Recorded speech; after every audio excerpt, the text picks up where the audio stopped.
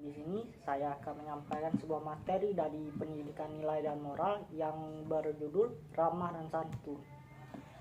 Ramah dalam Kamus Besar Bahasa Indonesia diartikan sebagai kata yang baik hati, manis tutur katanya, sedangkan santun diartikan sebagai kata yang sabar dan sopan. Dan sedangkan ramah dan santun itu ditujukan kepada perilaku seseorang dalam kehidupan sehari-harinya. Dan contohnya seperti ini. Anda sedang berjalan di tepi jalan, yang di tengah jalannya terdapat genangan air, dan tiba-tiba genangan air tersebut dilintasi oleh mobil, dan cipratan air dari genangan tadi mengenai baju Anda. Apa reaksi Anda? Reaksi saya tentu marah, karena baju saya jadi kotor. Jika reaksi Anda marah, tentu banyak menimbulkan efek negatifnya.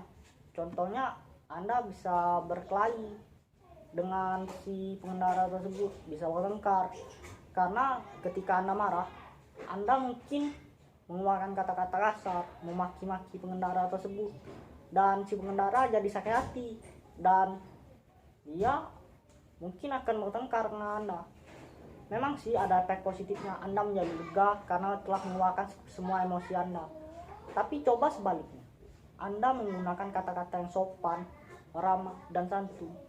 Tentu si pengendara akan berempati, dia akan minta maaf, dan kemungkinan si pengendara akan mengantar Anda pulang untuk mengganti baju, atau mengantar Anda ke tempat tujuan Anda. Dan di sini dapat kita tarik kesimpulan, jika kita berbicara secara sopan dan santun, itu akan menarik lawan bicara kita menjadi teman kita, lawan menjadi kawan, dan tentu saja itu memperbanyak relasi kita dan memperbanyak teman. Dan di sini jika perilaku sopan dan santun itu juga harus diterapkan dalam kehidupan sehari-hari. Contohnya saja di sekolah.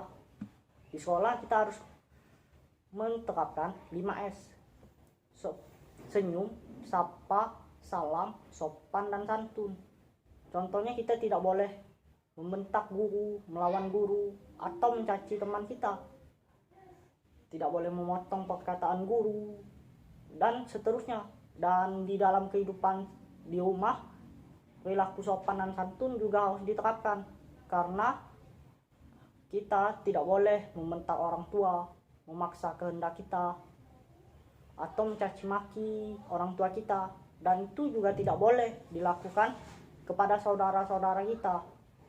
Dan dalam mengaplikasikan sifat sopan dan santun, kita harus mengetahui tentang gaya bicara. Gaya bicara menurut Eric Gardner itu ada 3. Yang pertama gaya bahasa A, gaya bahasa O, dan gaya bahasa D. Gaya bahasa A atau gaya bahasa anak-anak yang cenderung menuntut dan lebih meminta, sedangkan gaya bahasa O atau gaya bahasa orang tua lebih dominan tentang kritikan, nasihat, dan larangan. Sedangkan gaya bahasa D yang memiliki kesan lebih baik daripada gaya bahasa A dan gaya bahasa O, karena si pendengar lebih merasa dihargai dan tidak merasa terkekang atau tersakiti oleh gaya bahasa kita. Dan gaya bahasa A yang cenderung seperti anak-anak, seperti contohnya, aku tidak bisa, aku ingin ini, aku ingin itu. Sedangkan gaya bahasa O atau gaya bahasa orang tua yang cenderung meminta, melarang, mengkritik, dan memarah. Contohnya, kau tidak bisa, jangan. Sedangkan gaya bahasa D cenderung lebih menghargai si pendengar. Dapat saya simpulkan kepada Anda bahwa sopan dan santun itu merupakan apa yang seseorang lakukan, bukan apa yang seseorang pikirkan, bukan apa yang seseorang yang rasakan, dan apa yang seseorang itu percaya.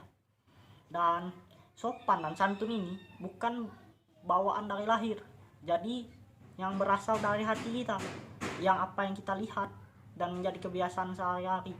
Itulah sopan santun itu sendiri, dan itu perlu kita teguhkan dalam hati kita, karena itu merupakan dalam upaya mewujudkan suatu kehidupan sosial yang lebih baik ke depannya dalam bermasyarakat dan berkehidupan.